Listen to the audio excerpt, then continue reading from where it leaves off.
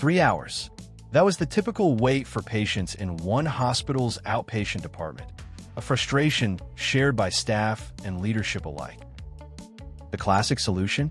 A sweeping digital transformation projected to take more than a year.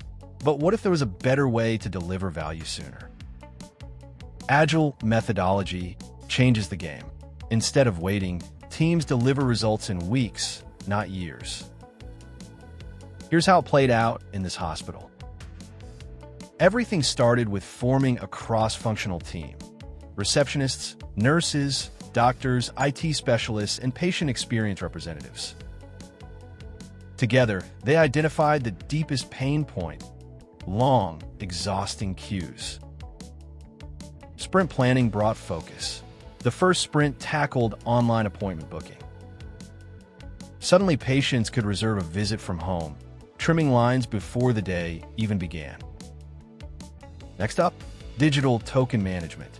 In the second sprint, the team launched an easy-to-use system, ensuring each patient was assigned a clear spot in line, or to replace chaos. By the third sprint, SMS notifications were introduced. Now, patients received timely alerts when it was their turn.